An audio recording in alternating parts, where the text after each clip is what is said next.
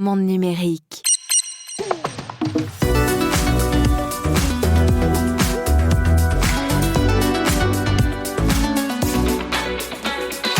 Cette semaine, on plonge dans les profondeurs d'Internet, ou plutôt on s'élève dans les hauteurs, on parle de cloud, de nuages informatiques.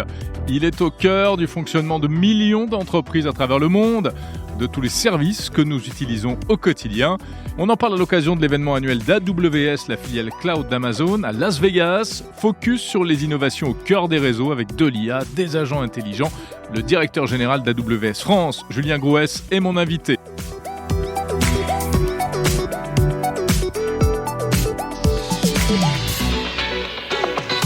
Et puis ce n'est pas tout, on recevra plusieurs startups présentes à Las Vegas également et qui innovent grâce au cloud. On parle d'analyse de la voix avec Pianote, de recherche intelligente dans les vidéos avec Moments Lab ou encore d'IA au service de la pub avec Dailymotion. On retrouvera mon camarade Bruno Guglielminetti pour un débrief transatlantique complet consacré à l'événement. Dans le même temps, à Paris se tenait un autre événement consacré au cloud, organisé par le français Scaleway. Je reçois son directeur général, Damien Lucas. Avec lui, on abordera les enjeux, les nouveautés. On va encore beaucoup parler d'IA.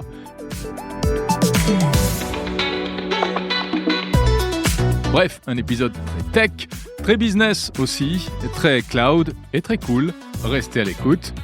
Bienvenue dans Monde Numérique l'Hebdo du 6 décembre 2025.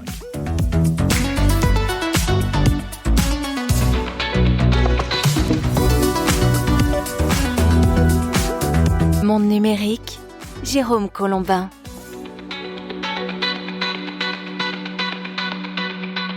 Ravi de vous retrouver pour ce nouvel épisode de Monde Numérique l'Hebdo. L'Hebdo, chaque samedi, 50 minutes de news, de talk, d'interviews consacrées au meilleur de la tech. Plus d'une heure et sans pub si vous êtes abonné à la version longue sur Apple Podcast ou Spotify. Sinon, retrouvez les interviews et le débrief transatlantique en version intégrale en épisodes séparés la semaine prochaine. Bienvenue donc à Las Vegas pour cet épisode de Monde Numérique. Las Vegas, vous vous dites quoi, c'est déjà le CES ? Eh bien non, pas du tout. Le salon CES aura lieu comme chaque année en janvier prochain. Mais en fait, chaque année également, eh bien, un mois avant, c'est AWS, Amazon Web Services, la filiale cloud du géant Amazon, qui investit les lieux pour un événement presque aussi gros que le CES. Une vitrine énorme sur tout un tas de technologies. Cette année, Amazon m'a invité à suivre cet événement. J'ai donc décidé tout naturellement de le partager avec vous. On y reviendra avec mes invités tout à l'heure. Mais avant cela, on ne déroge pas à la règle. Comme d'habitude, un coup d'œil sur l'actu tech de la semaine. Et on commence par cette alerte rouge envoyée par Sam Altman, le PDG d'OpenAI, aux employés de sa compagnie cette semaine, selon une indiscrétion du média The Information. Alerte rouge, code red. En effet, la start-up reine de l'IA, pourtant maison mère de ChatGPT, serait en panique face à Google. Et oui, car le dernier modèle d'intelligence artificielle de Google, Gemini 3 Pro, on en a déjà parlé dans ce podcast, lancé le mois dernier, fait un véritable carton. Reconnu comme l'un des meilleurs du moment, il surpasserait GPT 5.1, pourtant la dernière version du modèle d'OpenAI. Et ça, si on peut dire, eh bien, Sam Altman l'a un peu en travers de la gorge. Google, qui pourtant avait connu des difficultés, rappelez-vous, au début de la révolution des IA génératives, serait donc en train de reprendre du poil de la bête, et ça ne rigole pas. Tandis que de son côté, ChatGPT plafonne, entre guillemets, avec seulement 800 millions d'utilisateurs hebdomadaires à travers le monde, tandis que Sam Altman espérait dépasser le milliard à la fin de l'année. Du coup, le patron d'OpenAI demande d'urgence à ses équipes de cravacher, et dans 3 directions. Améliorer le modèle pour qu'il soit plus efficace, plus rapide, avec moins d'erreurs. Améliorer aussi la personnalisation de ChatGPT pour que chaque utilisateur ait une version adaptée à ses besoins. Et puis surtout, de travailler sur un nouveau modèle, ou en tout cas une amélioration de la génération d'images, car la technologie actuelle de GPT, d'OpenAI, paraît dépassée face au nouveau Nano Banana Pro de Google, on en a parlé également, qui fait lui aussi des merveilles, et surtout à toute vitesse. Voilà, OpenAI en PLS face à Google. Et pourtant, dans le même temps, selon une indiscrétion, peut-être téléguidée d'ailleurs, c'est le moment qu'aurait choisi OpenAI pour se lancer prochainement, sans doute, dans la publicité. Et oui, la pub pourrait arriver dans ChatGPT. Alors, on ne sait pas du tout encore sous quelle forme, mais ce sera certainement de la publicité ciblée, basée sur notre historique de conversation avec le chatbot. Évidemment, voilà de quoi susciter certaines réactions négatives. Alors moi j'avoue que personnellement je suis plutôt partisan de la publicité ciblée, même s'il ne faut pas être naïf, ce qui veut dire que si c'est au prix malgré tout d'une exploitation exagérée des données personnelles, partage avec des tiers, si c'est mal anonymisé, etc., là ça devient un problème. Mais sur le principe, pourquoi se plaindre d'une publicité qui s'adresse directement à nous en fonction de nos goûts? En tout cas, on verra bien, pour l'instant c'est pas officiel, mais la fin de l'année s'annonce donc plutôt mouvementée pour la firme californienne. Du côté d'Apple, on a du mal visiblement avec l'intelligence artificielle et cette semaine il y a eu du changement à la tête de la division IA au sein de la marque américaine. On a pris le départ en effet du grand patron de l'intelligence artificielle d'Apple, John Giannandrea, qui devrait quitter la firme au printemps prochain, printemps 2026. Il était là depuis 2018, il avait été une des grandes figures de l'IA chez Google précédemment et à l'époque ça avait été une prise de guerre d'ailleurs pour Apple. Sa mission était claire, améliorer Siri, l'assistant intelligent d'Apple, et structurer toute la stratégie d'intelligence artificielle de la marque, mais on sait que ça piétine sérieusement. Il y a eu des faux départs, des annonces qui n'étaient pas, avec des résultats et une réalité qui n'était pas du tout à la hauteur des annonces et des promesses. Siri reste très en retard et on attend toujours le lancement d'un nouveau Siri. Alors, pour succéder à John Giannandrea, c'est un autre poids lourd du secteur, en réalité, qui arrive et qui vient de chez Microsoft, Amar Subramania. Il était l'un des responsables de Microsoft AI. Apple réussira-t-il à combler son retard avec cette réorganisation? La marque prépare pour 2026 normalement une nouvelle version de Siri qui devrait s'appuyer, on le sait désormais, sur un modèle très avancé, potentiellement en partenariat avec Google, en attendant ensuite des modèles d'IA maison. Et puis, dans le grand mercato de la Silicon Valley, c'est Meta qui n'hésite pas à aller dépouiller son concurrent Apple.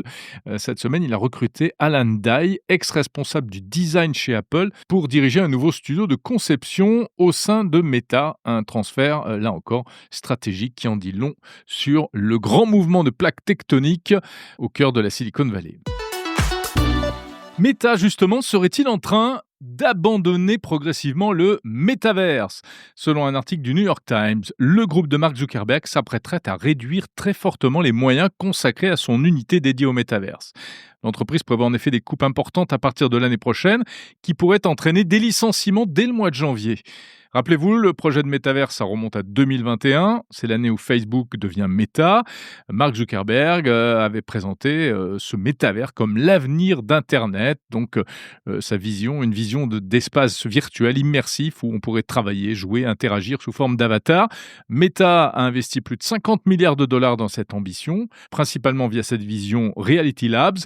Mais Reality Labs perd de l'argent depuis des années, les usages ne décollent pas, les produits sont pas vraiment là, les casques de réalité virtuelle ne se vendent pas au niveau attendu. Horizon Worlds n'a pas trouvé son public et on sait que le métaverse, le concept même bat de l'aile depuis un certain temps. Donc d'après le New York Times, Meta va réduire d'environ 30% le budget de ses activités métaverses. La priorité se déplaçant, mais ça avait déjà été amorcé, vers l'intelligence artificielle. Un domaine jugé plus stratégique et plus rentable à court terme. Un choix qui marque un tournant. Meta ne renonce pas officiellement au métaverse, mais le projet passerait donc au second plan. Une annonce intéressante qui concerne les gros de ce monde numérique, mais qui nous intéressera, nous pauvres utilisateurs au premier chef. C'est un accord entre Amazon Web Services et Google Cloud. Un accord inédit qui prévoit de lancer un service baptisé Multi-Cloud. Le but, relier leurs infrastructures très facilement. Alors vous allez me dire, oui, ok, qu'est-ce que ça change? Eh bien, ça change que ça devrait améliorer la stabilité d'Internet. Les grosses pannes Internet, notamment celles qu'on a connues récemment, ne seront peut-être bientôt plus qu'un lointain souvenir. C'est-à-dire qu'en cas de problème chez un fournisseur, eh bien, les entreprises pourront basculer rapidement sur l'autre et ça devrait donc garantir une meilleure continuité de service.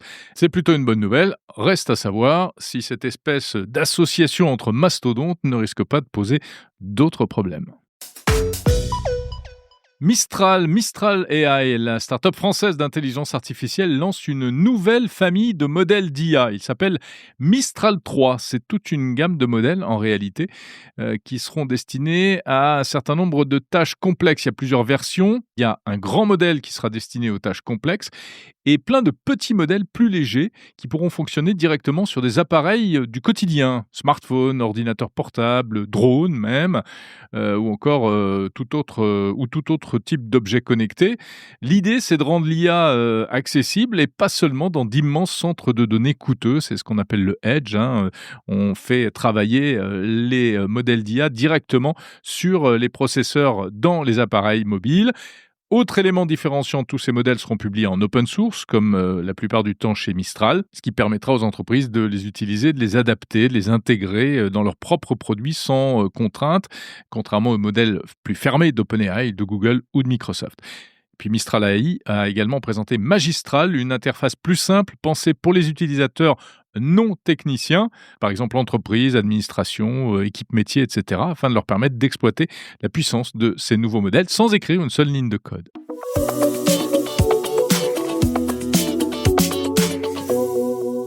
Avant de passer à la suite de cette émission, savez-vous que les premiers sites web s'affichaient dans une simple fenêtre toute grise ? Aujourd'hui, le web a progressé, les sites sont beaucoup plus riches, mais ils restent enfermés dans la fenêtre du navigateur. Bref, ça n'a pas vraiment évolué. Eh bien, faire sortir Internet du cadre, c'est ce que propose Frogans, partenaire de Monde Numérique, avec des sites libres, fluides, qui s'affichent directement sur votre écran, sans navigateur, sans bordure, sans limite. Alexis Tamas, cofondateur de Frogans. Si je prends par exemple l'environnement d'un ordinateur classique, traditionnel, le fait de publier un site Frogans sur un écran de cette nature-là va permettre d'avoir son contenu superposé aux autres fenêtres et donc de permettre à ces internautes, ces visiteurs, de rester en contact permanent avec mon contenu. Pour en savoir plus sur Frogans, retrouvez l'interview complète d'Alexis Tamas, cofondateur, sur mondenumérique.info. Et pour tout savoir sur cette technologie particulièrement innovante, rendez-vous sur le site f2r2.fr. f2r2.fr.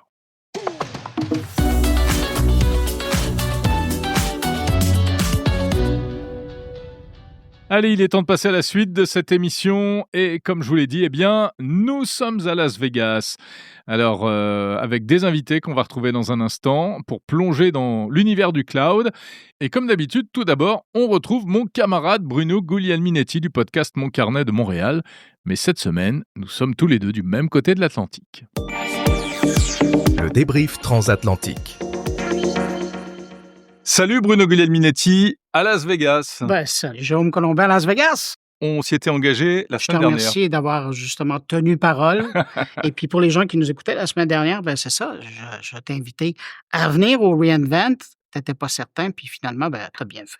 J'ai bien fait, je suis ravi d'être là. Alors Bruno, il faut qu'on explique exactement ce que c'est que reInvent. Toi, tu es un habitué, ça fait plusieurs années que tu viens. Campe-nous le décor. Depuis 2019, j'ai la chance d'être invité année après année. Donc c'est ça, c'est l'événement annuel pour AWS d'inviter à la fois des gens qui s'intéressent à ce qu'ils font, mais surtout aussi, il y a quand même 60 000 personnes qui viennent sur Las Vegas. C'est ça qui est pour fou. ça, c'est des gens qui viennent prendre des formations et c'est surtout des gens qui viennent obtenir aussi des certifications. Alors moi, c'est la première fois effectivement que je découvre cet événement. Ce qui est étonnant, c'est que ça se passe au même endroit que là où a lieu le CES de Las Vegas. Donc, et plus particulièrement le Eureka Park, c'est juste au-dessus. Voilà, exactement. Et alors moi, je m'attendais à quelque chose quand même d'un peu plus modeste, mais c'est de la folie. Surprise. Ouais. Des marées humaines, on se fait marcher dessus. Il y a des dizaines d'exposants. Alors ça, c'est pour l'ambiance. Maintenant, sur le fond, c'est pas exactement la même chose. C'est pas le même registre. Non, c'est une entreprise qui vient présenter avec ses partenaires. Oui, faut rappeler, moi je rappelle toujours ce chiffre, AWS, ils font tourner à peu près 30% des sites web du monde entier. Donc c'est de la folie. Et pas que les sites web en plus, toutes les infrastructures aussi. Oui, puis on s'en est rendu compte récemment parce que quand il y a eu une panne, là, c'est amusant de reconnaître tous ceux qui étaient des clients de AWS et qui ne le mentionnaient pas nécessairement. Donc, pas de gadgets comme au CES, par contre, pas de trucs grand public. On est vraiment dans du B2B, donc c'est très professionnel. Et c'est très geek aussi. C'est très geek, mais c'est ça qui est intéressant, c'est que c'est quand même une vitrine super intéressante sur l'évolution de la technologie et notamment cette année, l'intelligence artificielle. Cette année encore, l'intelligence artificielle. Et tu vois, là-dessus, moi, puis c'est de ça que je voulais discuter avec toi. Moi, j'ai l'impression que cette année, c'est un peu comme un repositionnement pour eux. Déjà l'an dernier, ils nous avaient présenté la génération Nova, puis on sentait que l'intelligence artificielle, ça faisait partie de Alors l'offre. Nova, attends, il faut qu'on dise aux gens qui nous écoutent, ce sont leurs propres modèles d'IA, et ce qu'on appelle des modèles fondation, donc c'est équivalent à un GPT, à un Lama, etc. Exactement. Voilà, qui fournissent pour les entreprises, en fait. Oui. Là, cette année, le positionnement, c'est vraiment, écoutez, demain, là, et ça va être des agents IA par milliards. Nous, on peut vous aider pour embarquer dans le train. Et c'est ça qui est impressionnant. Les agents IA qui sont ces outils d'IA qui peuvent sortir du cadre, aller Ouais. effectuer eux-mêmes des différentes tâches. Tu sais qu'il y a Sébastien Stromack qui est un des communicateurs d'AWS en Europe, d'ailleurs, qu'on salue parce que c'est quelqu'un qui nous écoute, autant sur mon carnet que mon numérique. Et il me disait hier, puis j'ai bien aimé sa présentation, un agent IA, c'est un peu comme un passeur de plat. C'est-à-dire que l'IA en tant que tel, que ce soit une Nova là, de chez AWS ou que ce soit un ChatGPT ou un Claude, ça va faire la fondamentale, ça va te faire de la stratégie, ça va te faire l'ordonnancement des choses. Sauf que ça te prend des petits soldats pour aller faire des tâches, revenir, mais se spécialiser là, sur une tâche, pas avoir la vue d'ensemble. Et les agents IA, Qu'est-ce qui t'a le plus marqué dans les annonces qui ont été faites? Parce qu'il y a eu plein d'annonces très techniques, hein, etc. Les agents, ils ont même leur processeur, parce que Oui. leur stratégie, c'est quand même de tout faire. Oui, Hein. oui. Depuis le processeur qui va servir à entraîner les modèles et puis à les faire tourner, l'inférence, jusqu'aux agents, les modèles fondation, etc. Et ils veulent tout faire. Il y a un truc, moi, que je trouve drôlement intéressant, mais je ne l'ai pas encore essayé et c'est une question de temps. À la maison, en tout cas, les gens qui nous écoutent, qui nous regardent, moi, je porte votre attention là-dessus. C'est le modèle Omni Ouais. qui a été présenté. Et lui, là, si vous êtes un créateur, vous travaillez avec du texte, avec de la vidéo, avec du son, avec de l'image, avec de la voix, ça, là, ça devrait attirer votre attention parce que on m'a montré des tests, on m'a montré des exemples et c'est vraiment intéressant et c'est puissant. Ça peut tout faire.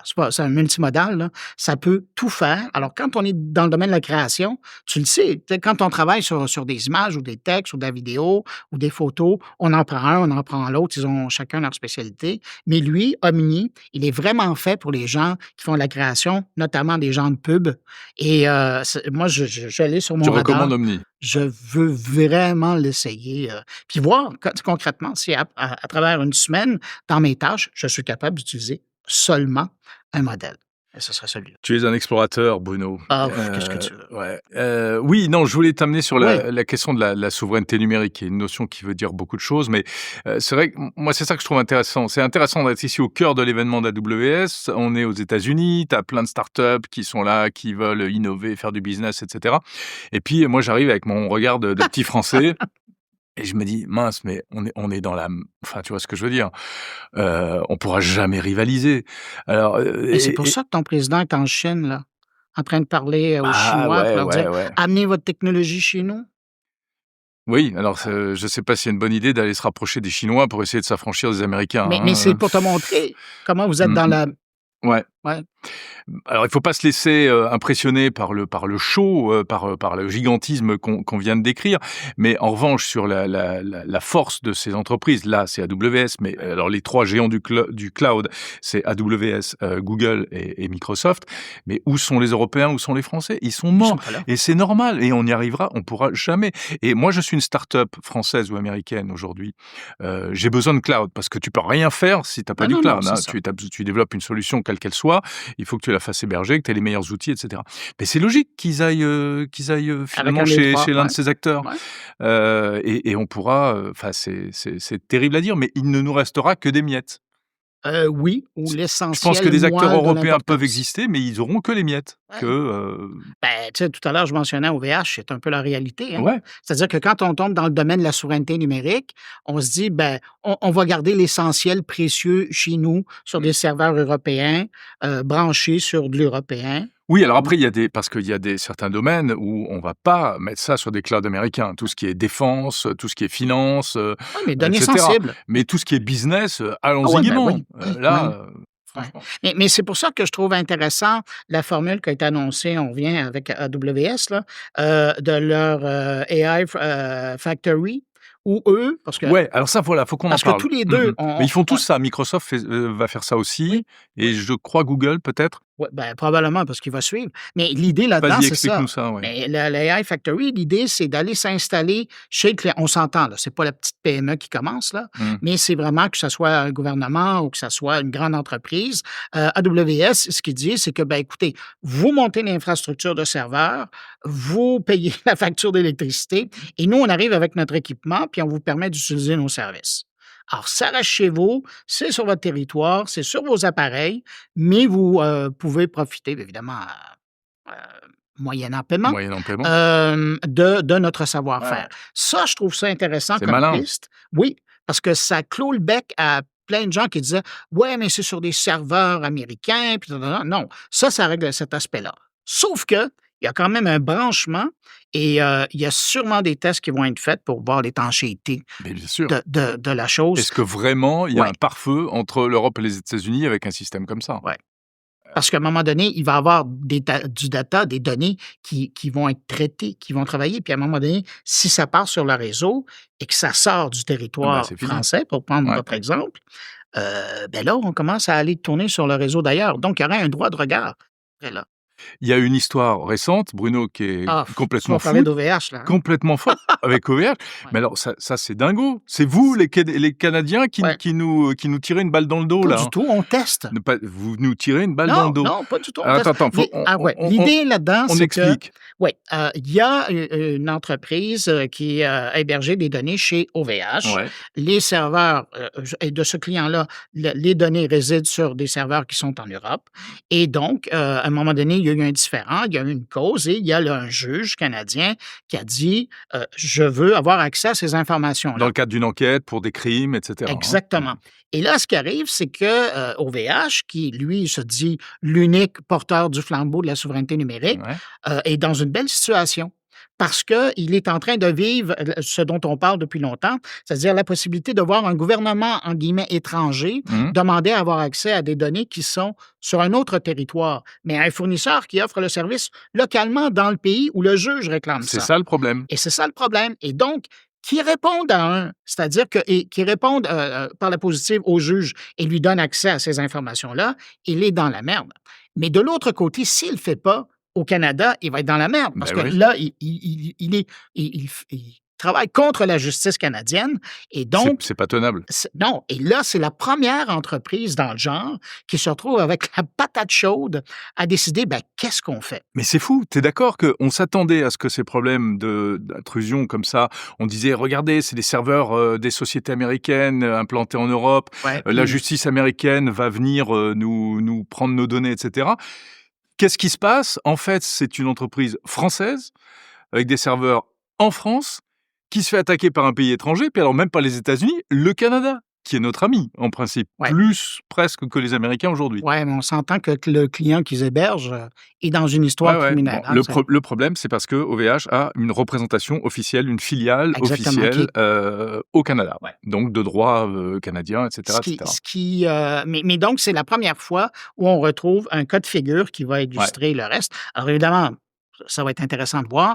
Est-ce que ça va se terminer en cours? Est-ce que ça va être un jeu d'avocasserie? Il faudra voir comment ils vont sortir de ça. Mais en attendant, c'est ça. Alors, AWS et puis d'autres vont arriver maintenant avec leur solution, la cavalerie qui va débarquer chez vous. Et iFactory, on s'installe chez ça va pas être bon pour les entreprises locales de cloud, hein, mais Non. ce sera bon pour le business. Alors, de quoi tu parles dans ton carnet cette semaine? Je suis pas original de Reinvent. Évidemment. Alors, d'un bord à l'autre, et Ouais. évidemment, j'étais content d'avoir cette partie-là avec toi pour faire le survol. Mais je parle avec un des dirigeants canadiens pour parler de AWS au pays, au Canada.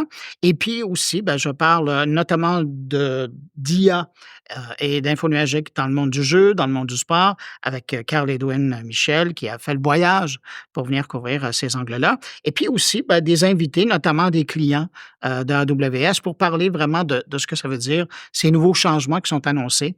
Eux les ont vécus. Je pense notamment à un développeur qui nous dit comment ça a changé sa façon de travailler et comment ça remet en question sa façon de travailler comme développeur, parce que ça soulève des questions dans maintenant ce que ça peut amener à faire. Alors, c'est intéressant. Bref, ça vous permet d'aller encore plus loin là, dans la discussion qu'on a eue. Merci Bruno. Je renvoie mes auditeurs à l'écoute de ton carnet et n'hésite pas à faire de même de ton côté.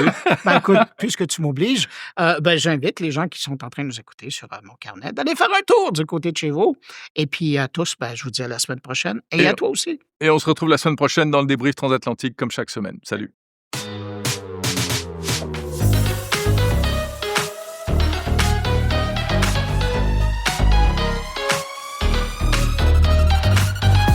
Monde numérique, le meilleur de la tech.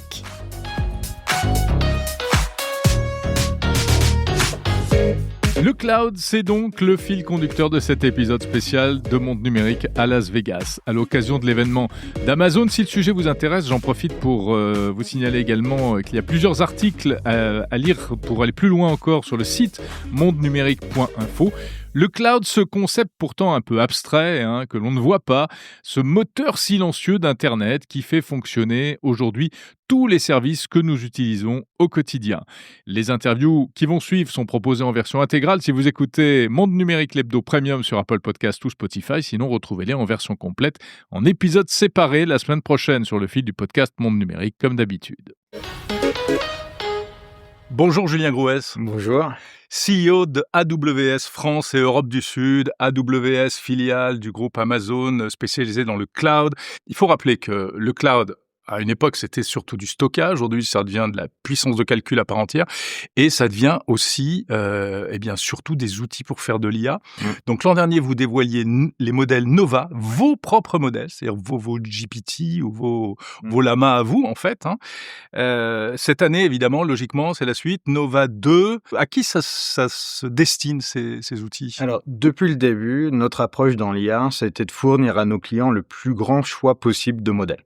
En fait, on est persuadé qu'il faut utiliser plusieurs modèles dans les entreprises pour répondre aux bons cas d'usage, des gros modèles lorsqu'on en a besoin, des plus petits spécifiques lorsqu'on en a besoin aussi. Ça permet d'aller plus vite, ça coûte moins cher et ça permet de développer ces cas d'usage. Donc, on a décidé de développer l'année dernière Nova avec 4 modèles qui permettaient de répondre à certains cas d'usage. Et ce qu'on cherche, c'est le rapport puissance-coût, pour offrir à nos clients des solutions peu chères avec des résultats extrêmement fiables. Et effectivement, cette année, on est dans la continuité avec Nova 2. Mais il y a 2 annonces, à mon avis, surtout sur Nova 2 qui sont impressionnantes. C'est toujours, on se concentre sur le rapport qualité-coût, mais aussi maintenant avec des modèles multimodaux qui permettent de traiter la voix, le texte, la vidéo. Et aussi avec nos modèles maintenant Nova qu'on peut entraîner avec les données des entreprises Nova Forge. Et donc, on utilise les données des entreprises qui restent chez elles, les modèles leur appartiennent pour former leurs modèles sans avoir plus besoin de ce qu'on appelait avant les fine-tuner. Donc avant, on prenait un modèle et on l'entraînait avec des données de l'entreprise. Maintenant, les entreprises peuvent prendre leurs données, les intégrer dans les datasets de la recherche du modèle et avoir un modèle spécifique pour eux, basé sur Nova, mais avec leurs propres données. Et ensuite, elles le déploient dans leurs propres infrastructures cloud. Et ça va être extrêmement performant. C'est ce qu'on appelle des modèles fondations, c'est ça, ouais, exactement. Qui sont donc entraînés dès le départ, qui sont entraînés avec les données des entreprises. Ouais. Parce qu'avant, on avait 2 approches pour les entreprises. Soit vous créez votre propre modèle, ça coûte très cher. Ce que certains essayent de faire et pas forcément avec bonheur. Non, ça coûte très cher.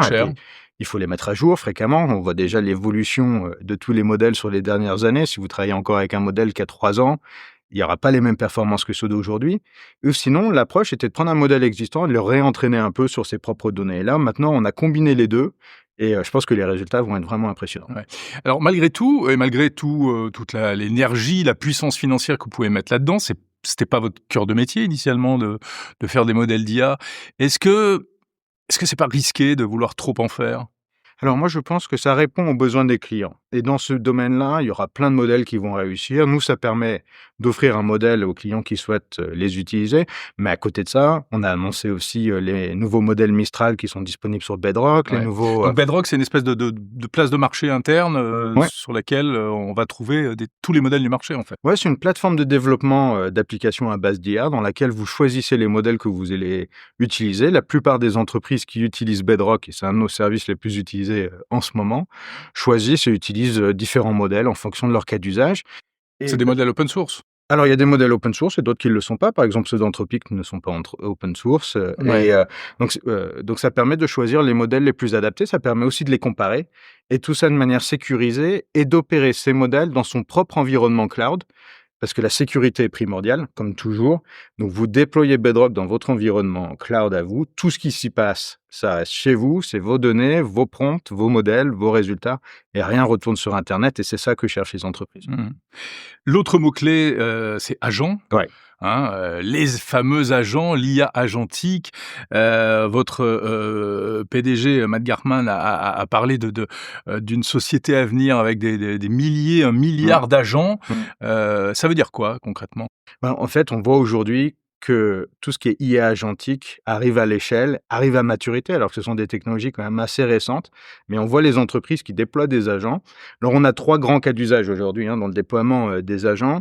Le premier, c'est les call centers et la transformation de l'expérience client. On l'a vu avec des exemples comme Lyft, qui utilise des agents pour gérer les relations avec les chauffeurs. Donc, Lyft, service type Uber aux Ouais, le États-Unis. VTC.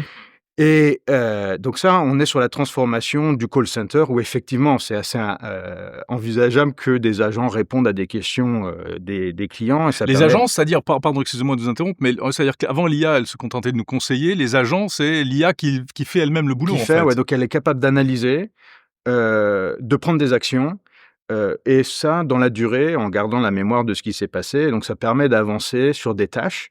Donc c'est pour ça que dans un call center, ça fonctionne. L'autre, et c'est surtout là où on a eu beaucoup d'annonces cette semaine, c'est autour du développement logiciel.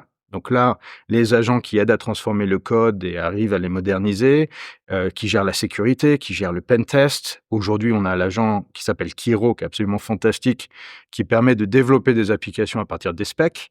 On a les agents de sécurité qui permettent de tester, les agents de DevOps qui permettent de s'assurer que ça fonctionne. Donc Ouais, aujourd'hui, de vrais ingénieurs virtuels, en Des fait. ingénieurs qui sont virtuels. toujours en veille. qui accompagnent, qui sont en veille, qui peuvent faire des tâches sur plusieurs jours, sur plusieurs semaines, sur plusieurs mois, et qui accompagnent. Et donc, on voit cette transformation.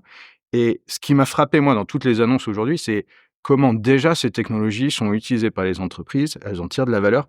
AgentCore, qui est la plateforme sur laquelle les entreprises développent les agents pour les gérer, parce qu'encore une fois, il faut mettre la gouvernance, la sécurité en place. Tout ça, c'est fait avec AgentCore. Aujourd'hui, c'est plus d'1 million d'utilisateurs déjà. Ouais. Alors, ça fait rêver. En même temps, qu'est-ce que vous répondez aux entreprises qui disent: «Oui, mais bon, moi, l'IA générative, on a fait une tête comme ça». Il y avait un article dans Les Échos il y a quelques jours, qui disait que, après avoir dépensé beaucoup d'argent, eh bien, un certain nombre d'entreprises se disaient: «Oh, mais je vois pas le retour sur investissement». Alors, il ne faut pas se tromper dans l'approche du déploiement de l'IA générative. Il faut, quand on part du problème en se disant, tiens, j'ai l'IA générative, je vais essayer de l'appliquer, ça ne marche pas. Ce qu'il faut, c'est dire, voilà les problèmes que j'ai, voilà mes cas d'usage, quels sont les cas d'usage sur lesquels je peux appliquer l'IA générative et avoir de la valeur. Les entreprises qui le déploient et qui le déploient correctement voient une amélioration, une augmentation de leur chiffre d'affaires et de leurs bénéfices aux alentours de 7-10%, d'après les dernières études que nous avons faites. Donc, mais pour ça, il faut le faire correctement. Donc, il faut partir du problème et trouver la solution. C'est pas parce qu'on a un marteau que tout est inclus. Par contre, on peut, en repartant des problèmes, on voit les cas d'usage qui ont été démontrés ici. Les exemples sont absolument fantastiques, que ce soit Visa, Adobe ou ces entreprises qui témoignent de comment elles utilisent. Il y a de la valeur à aller chercher, mais il faut partir des problèmes et leur apporter des solutions via l'IA. Autre point un peu d'inquiétude par moment, l'éternelle question de la souveraineté numérique. Vous offrez une batterie d'outils aux entreprises, etc. Mais vous savez aussi bien que moi que Vue de France, c'est schizophrénique comme position. C'est-à-dire qu'on a envie, évidemment, d'utiliser tout ça. Et puis, en même temps, il y a une espèce de crainte par rapport aux plateformes américaines. Une crainte qui se traduit même avec des conséquences, puisque l'Union européenne menace a ouvert une enquête concernant AWS et Microsoft qui pourrait vous placer sous le régime du DMA, donc ça vous imposerait des contraintes supplémentaires, toujours pour essayer de protéger un peu la concurrence européenne et puis les intérêts européens. Comment est-ce que vous répondez à cette problématique, ces inquiétudes par rapport à la souveraineté numérique? Je suis une start-up française. Il est légitime aussi que je me demande si j'ai tout intérêt à aller directement chez Amazon ou à trouver un autre acteur plus européen. Alors, les objectifs des startups aujourd'hui, c'est de se créer, de se développer, d'aller très vite. Et Oui, la ensuite, start-up n'est pas forcément le bon exemple. Ce serait plutôt le problème alors, pour les ouais, grosses ouais. entreprises. Alors, je termine sur la startup quand même parce que c'est intéressant, parce que ça répond aussi au sujet des entreprises qui est je développe et je veux me déployer mondialement. Mhm. Et donc, les entreprises, les startups, elles ne sont pas spécifiquement dans un pays. Ce qu'elles veulent, c'est se déployer extrêmement rapidement. Et donc, l'utilisation de la technologie et du cloud d'AWS, ça les aide.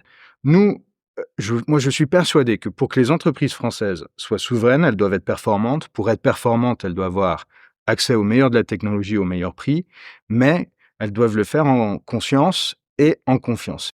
Merci beaucoup, Julien Groès, CEO d'AWS France et Europe du Sud. Nous étions ici à Las Vegas, au cœur de l'événement re:Invent 2025. Merci d'être là. Alors cet événement organisé par Amazon, c'est aussi l'occasion de découvrir et de rencontrer énormément de startups dans des domaines très divers. J'ai notamment rencontré la société Pianote qui travaille sur un domaine assez spécial, la diarisation vocale. De quoi s'agit-il ? C'est la capacité d'identifier des locuteurs différents dans un enregistrement audio grâce à l'intelligence artificielle. Explication du cofondateur de Pianote, Vincent Molina. Le cœur de la technologie, c'est d'être capable d'identifier des personnes qui parlent dans un audio, dans une conversation. Et on est capable de le faire aujourd'hui dans toutes les langues de la Terre. On a construit une technologie qui est centrée sur le son de la voix. Et donc, on a aujourd'hui des utilisateurs de San Francisco à Bangalore. Et on est très utilisé dans plein d'use cases. Et comment faites-vous ? Alors, est-ce qu'on peut rentrer un petit peu dans la technique tout en restant accessible ? Comment est-ce que c'est possible ? On est une vraie société d'intelligence artificielle. Donc, on a créé, et quand je dis on, c'est en particulier mon cofondateur Hervé Bredin qui a créé des modèles, donc des réseaux de neurones qui, à la fois, sont capables de segmenter l'audio et puis d'identifier des groupes de paroles qui font des locuteurs. Il n'y a pas des risques de confusion malgré tout parfois ? Alors, c'est toute la complexité de ce qu'on fait aujourd'hui. C'est-à-dire que, normalement, un réseau de neurones, on lui donne des choses à apprendre et puis il répète ce qu'il a appris à l'entraînement. Notre spécificité, c'est qu'on ne peut pas entraîner nos modèles avec toutes les voix de la Terre. Donc, il doit à chaque fois être capable d'identifier des voix qu'il n'a jamais vues à l'entraînement. D'où la complexité est probablement l'une des raisons pour lesquelles on est à peu près les seuls à le faire au monde aujourd'hui. Et donc, cette complexité, elle est aujourd'hui traitée par ces réseaux de neurones et on ne fait pas de l'IA générative, mais on peut se tromper aussi. Et donc, du coup, aujourd'hui, nos modèles sont les meilleurs, mais loin d'être parfaits. Est-ce que c'est un système qui pourrait permettre de faire du doublage automatique de films ? Alors, on est pareil. Ou du sous-titrage, en tout cas ? Puisqu'en fait, quand on veut sous-titrer ou quand on veut poser une voix de synthèse sur un film, on a besoin de poser la voix au bon moment. Et donc, le bon moment, c'est là qu'on intervient, d'être capable de dire à tel centième de seconde ou dixième millième de seconde, il y a un changement de voix et donc vous pouvez poser la voix au bon endroit. Vos pistes de développement pour le futur, c'est quoi ? C'est d'aller encore plus loin dans l'analyse et la génération de ces métadonnées ? Oui, alors il y a à la fois la profondeur des métadonnées qu'on va vouloir donner à nos clients, et puis il y a aussi, on a tout ce qu'on a évoqué aujourd'hui, tout ce qu'on fait aujourd'hui depuis maintenant plus de 15 ans, c'est ce qu'on appelle du traitement, enfin du batch, c'est-à-dire après que notre conversation ait eu lieu. Maintenant, les usages en temps réel sont là, et donc du coup, notre prochaine étape de développement produit, c'est de transmettre, de partager ces technologies en temps réel. On peut imaginer par exemple des cas d'usage comme de la transcription d'événements sportifs ou en temps réel, ce genre de choses. Avec des intensités et de la voix qu'on a envie de conserver. Merci beaucoup, Vincent Molina, donc de Pianote.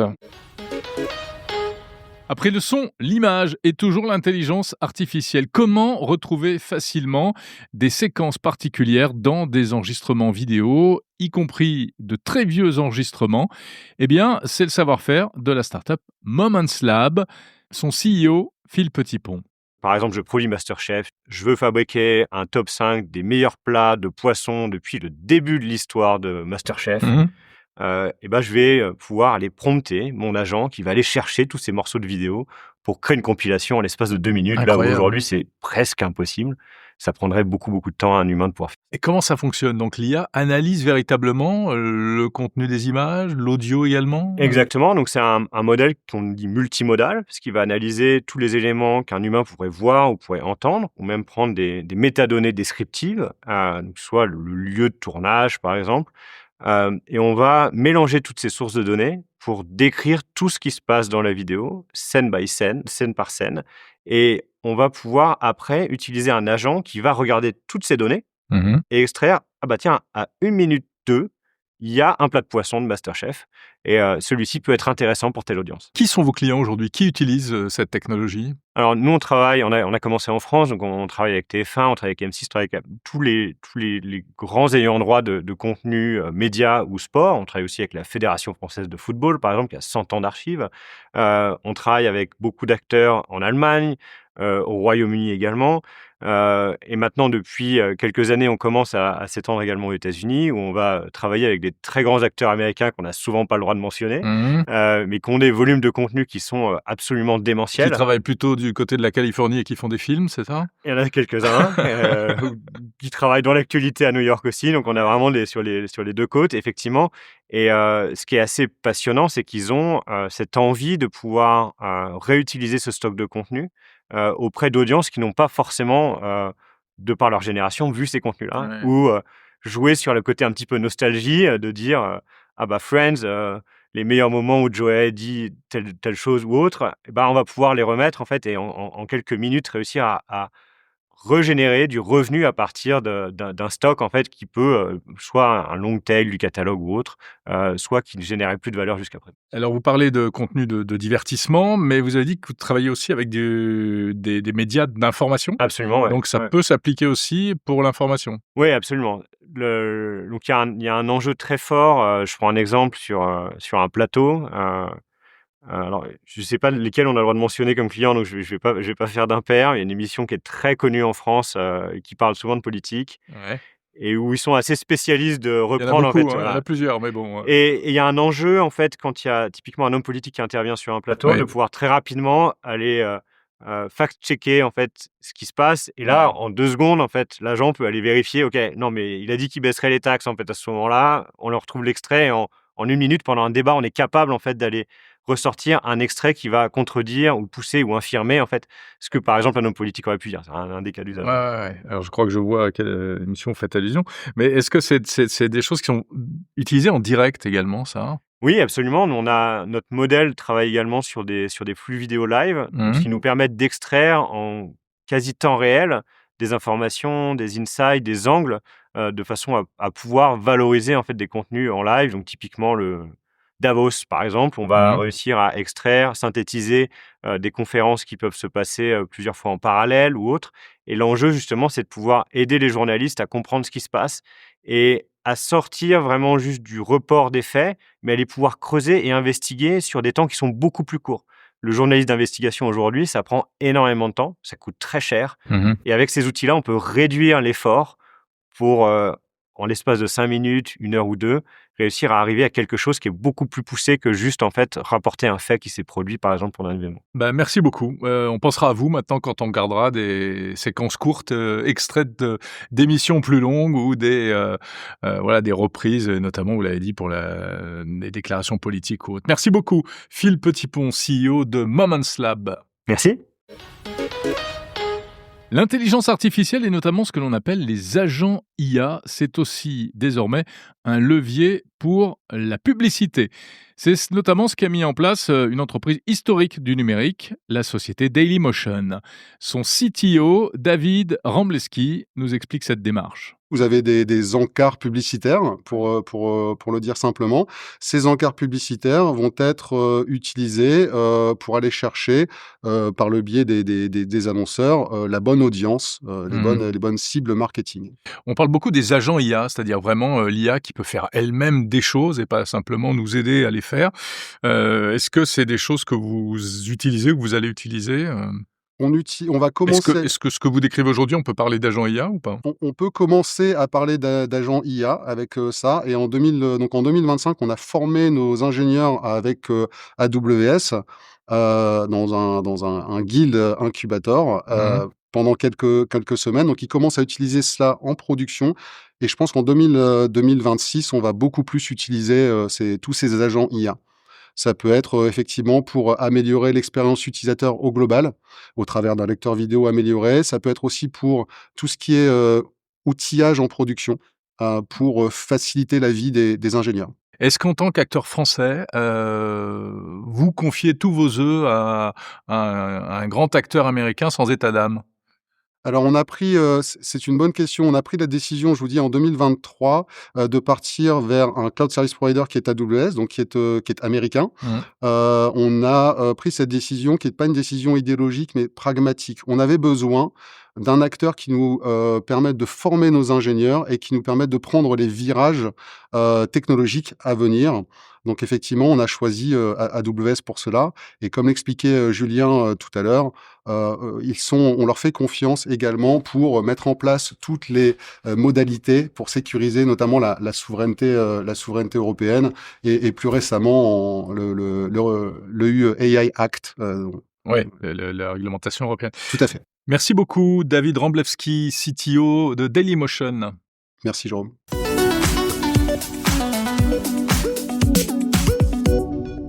Voilà pour cette plongée au cœur du cloud à Las Vegas à l'occasion de l'événement reInvent d'AWS. D'autres interviews seront disponibles prochainement sur le fil du podcast Monde Numérique. En attendant, on s'intéresse à un autre événement qui avait lieu également cette semaine, de l'autre côté de l'Atlantique, en France, à Station F pour être précis. C'est la société Scaleway, filiale du groupe Iliad, spécialisée dans le cloud, qui tenait elle aussi son grand événement annuel, Pulse AI. Pour en parler, j'ai le plaisir de recevoir son directeur général, Damien Lucas. Bonjour Damien Lucas. Bonjour Jérôme. CEO de Scaleway, un opérateur européen de cloud. Alors, lors de votre sommet AI Pulse, vous avez beaucoup insisté sur l'idée d'ouverture, notamment vers l'open source. Est-ce que c'est la meilleure voie aujourd'hui pour marquer votre différence et vous imposer face à la concurrence, notamment celle des grands acteurs américains ? C'est toujours intéressant de savoir ce qui se fait ailleurs. Et notamment, il y a beaucoup de choses qui se font en open source. Et nous, chez Scaleway, on va intégrer tous les modèles open source de manière à pouvoir les faire tourner dans un environnement souverain, contrôlé, indépendant des technologies américaines. Ça, c'est quelque chose qu'on fait. La logique des Apple, c'est de pouvoir ouvrir pour que tout le monde sache ce qui se fait aujourd'hui dans le domaine. Et la logique de Scaleway, pour le coup, c'est de s'assurer qu'on peut offrir tout cet écosystème dans un contexte très européen et aussi indépendant que possible des grandes technologies américaines. Ouais. Mais si, Damien Lucas, si je suis créateur de start-up, de PME aujourd'hui, que j'ai besoin de puissance informatique pour faire de l'IA ou même de la robotique, pourquoi est-ce que je choisirais Scaleway plutôt qu'un Google, un AWS alors uniquement pour des questions de souveraineté, est-ce que je suis sûr que j'aurai ce dont j'ai besoin et au prix, au meilleur prix du marché? Parce qu'il y a aussi un côté commercial, faut pas le nier. Alors, la question est intéressante. La question, elle est intéressante et je vais commencer par reprendre parce que on parle de souveraineté et puis le mot souveraineté, il est finalement un peu galvaudé, donc tout le monde n'entend pas exactement la même chose par la souveraineté. Un certain nombre de nos clients, dont des startups, aujourd'hui choisissent Scaleway pour cette logique de souveraineté. Et en réalité, cette logique de souveraineté, c'est 2 axes. L'immunité aux lois extraterritoriales, en l'occurrence aux lois extra-européennes, puisque Scaleway, on est vraiment européen, et donc on est complètement immune aux lois extra-européennes. On est soumis, évidemment, aux lois européennes. Et l'autre élément, c'est l'indépendance technologique vis-à-vis des hyperscalers américains et des hyperscalers chinois. Et ça, c'est 2 éléments qui répondent à 2 besoins de nos clients qui sont très différents. D'un côté, la question, c'est comment ils vont protéger la donnée de leurs clients. Et ça, c'est l'immunité aux lois extraterritoriales. De l'autre, c'est comment protéger leur business si demain, pour une raison ou pour une autre, les tarifs des services américains exportés en Europe changeaient, doublaient. Si les conditions d'exportation des services américains en Europe changeaient, et on a vu les restrictions, notamment sur les GPU dont on parlait tout à l'heure. Ouais, les histoires des droits de douane, etc. Voilà, c'est une question de, du coup, maîtriser le risque sur son business. Et donc, nos clients, ils nous choisissent pour ces 2 raisons-là. Ils nous choisissent également parce qu'aujourd'hui, on est moins cher. On est moins cher que les hyperscalers, et ça, on le dira jamais assez. Aujourd'hui, les hyperscalers sont dans une situation de quasi-monopole. À 3, ils contrôlent à peu près tout le marché et ils pratiquent des prix relativement élevés. Aujourd'hui, chez Scaleway, on est en mesure d'être significativement moins cher parce qu'on fait les choses différemment. c'est l'ADN de notre groupe, hein. Je rappelle, Scaleway, ça fait partie du groupe Iliad. Et dans ce contexte-là, on fait les choses différemment de manière à pouvoir offrir un prix moins cher que les hyperscalers.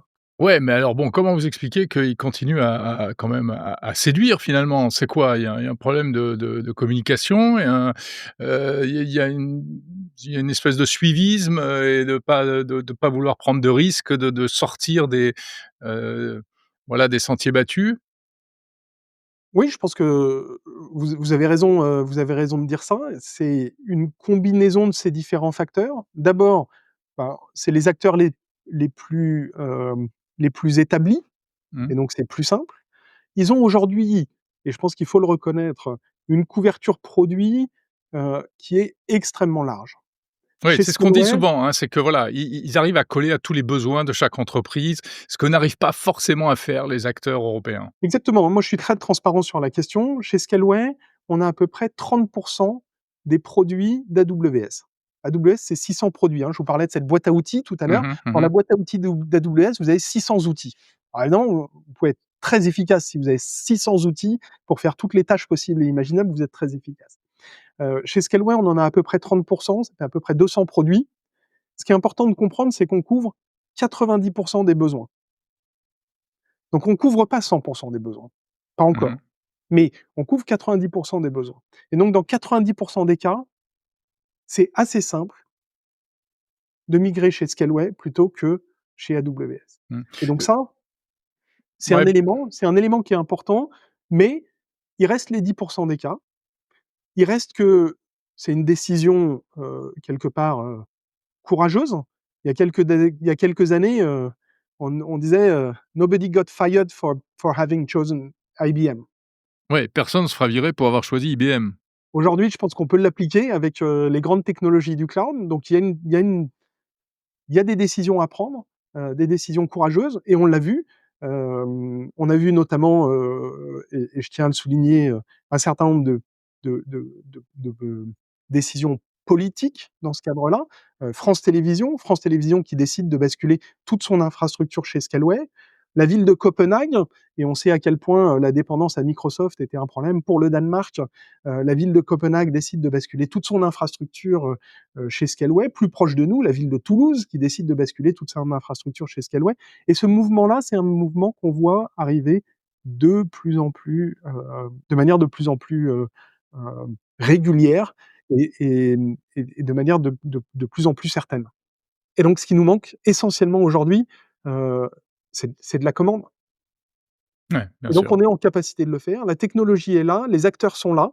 On a la chance en plus de vivre une transformation technologique, une vraie rupture technologique qui est liée à l'IA, qui va amener toutes les entreprises à se reposer la question de quel sera le bon cloud pour les 5 ou les 10 prochaines années. On a des vrais champions européens, il reste plus qu'à le faire, mais c'est vraiment pas trop tard. Merci beaucoup Damien Lucas, CEO de Scaleway. Merci pour, cette interview dans Monde Numérique.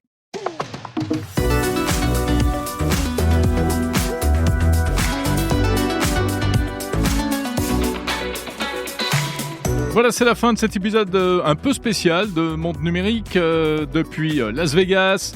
À noter, je le répète, toutes les interviews seront à retrouver en version intégrale, en épisodes séparés prochainement sur le fil du podcast. Donc abonnez-vous si ce n'est pas déjà fait, activez les notifications. Et puis vraiment, je vous invite à écouter les versions intégrales. Vous allez voir qu'on va même assez loin dans les problématiques de développement informatique, d'IA, d'agents, d'IA agentique, etc. Si c'est votre secteur d'activité, n'hésitez pas à plonger là-dedans, ça devrait vous intéresser. Et puis des articles également sur le site mondenumérique.info et des vidéos sur la chaîne YouTube. À noter très bientôt un nouveau podcast, Maison Connectée, une déclinaison de Monde Numérique spécialement consacrée à la domotique, à la maison connectée. Vous pouvez vous abonner dès maintenant, le podcast existe, il est disponible sur toutes les plateformes. Le premier épisode arrive le 10 décembre. En attendant, je vous souhaite une très bonne semaine pleine de tech. Je vous dis à samedi prochain. Salut!